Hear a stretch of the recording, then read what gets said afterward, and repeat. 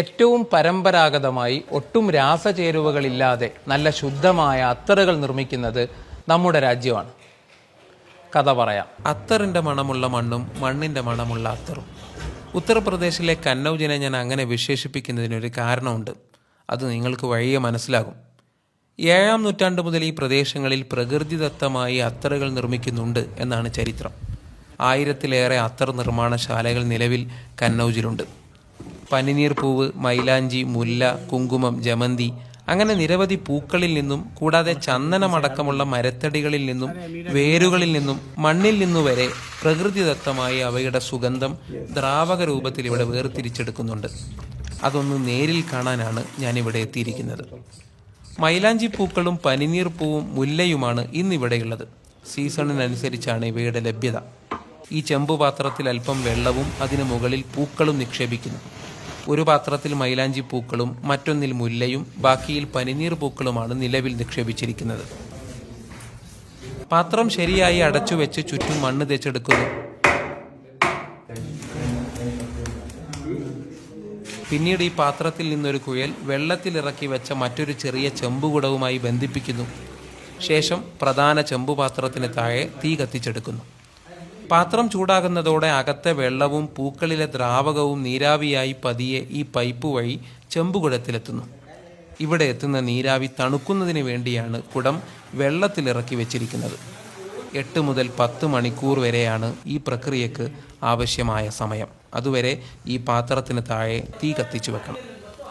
നീരാവിയായി കുടത്തിലെത്തിയ ദ്രാവകം പക്ഷേ പ്രധാന പാത്രത്തിലെ വെള്ളവും പൂക്കളിലെ ദ്രാവകവും ചേർന്ന മിശ്രിതമാണ്.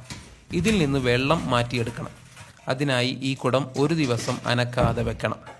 അതുവഴി വെള്ളം താഴേക്കും പൂക്കളിൽ നിന്നുള്ള ദ്രാവകം എണ്ണ രൂപത്തിൽ മുകളിലേക്കും വേർതിരിഞ്ഞു വരും. കുടത്തിന് താഴെ ക്രമീകരിച്ച ദ്വാരം വഴി പിറ്റേന്ന് വെള്ളം മാത്രം പുറത്തെടുക്കും. ബാക്കി വരുന്ന എണ്ണയാണ് പൂക്കളുടെ പ്രകൃതിദത്തമായ അത്തർ. അത് മറ്റു പാത്രങ്ങളിലേക്ക് മാറ്റി സൂക്ഷിച്ചു വെക്കുന്നു. പക്ഷേ കുടത്തിന് താഴെ ഇപ്പോഴും വെള്ളവും അത്തറും കലർന്നിരിക്കാനുള്ള സാധ്യതയുണ്ട്. അങ്ങനെ വരുന്ന മിശ്രിതത്തിൽ നിന്ന് വെള്ളം മാറ്റിയെടുക്കാൻ മറ്റൊരു വഴിയുണ്ട്. ഒട്ടകത്തിൻ്റെ തോല് കൊണ്ട് നിർമ്മിക്കുന്ന ഒരു തോൽപാത്രമാണിത്. അത്തർ നിർമ്മാണത്തിൻ്റെ അവസാനം അത്തറും വെള്ളവും ഒന്നുചേർന്ന മിശ്രിതം ഇതിലേക്ക് മാറ്റും. നമ്മുടെ ശരീരം വിയർപ്പിനെ പുറന്തള്ളുന്നത് പ്രകാരം ഈ തോൽപാത്രം വെള്ളത്തെ പതിയെ പുറന്തള്ളും. ഇന്ത്യയുടെ അത്തർ തലസ്ഥാനം എന്നാണ് കന്നൗജ് അറിയപ്പെടുന്നത്.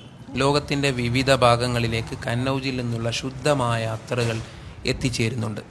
നമ്മൾ ഉപയോഗിക്കുന്ന പെർഫ്യൂമുകളിലെയും സ്പ്രേകളിലെയും ബേസ് നോട്ട് അഥവാ അടിസ്ഥാന സുഗന്ധമാണ് ഈ ഓയിലുകൾ. പെർഫ്യൂമുകളിൽ മാത്രമല്ല, ഭക്ഷണ പദാർത്ഥങ്ങളിലും സോപ്പുകളിലും അഗർബത്തികളിലും സൗന്ദര്യവർദ്ധക വസ്തുക്കളിലും പാൻ മസാലകളിൽ വരെ സുഗന്ധത്തിനായി ഇവ ഉപയോഗിക്കുന്നുണ്ട്. ഈ അത്തറിന് ഒരു മണ്ണിൻ്റെ മണമുണ്ട്. ഈ പറഞ്ഞതൊരു കാവ്യാത്മകമായ പ്രയോഗം മാത്രമല്ല. കന്നൗജിലെ ശുദ്ധമായ മണ്ണ് ഈ പ്രോസസ്സുകളിലൂടെ കടന്നു വന്നാണ് ഈ അത്തർ രൂപപ്പെടുന്നത്.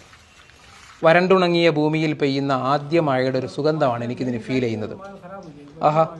പക്ഷേ ഈ സുഗന്ധം പ്രധാനമായും ഉപയോഗിക്കപ്പെടുന്നത് പാൻ മസാലകളിലാണെന്ന് മാത്രം. നിലവിൽ മുല്ല, മൈലാഞ്ചി, പനിനീർ പൂക്കളുടെ സീസണാണ് കന്നൗജിൽ.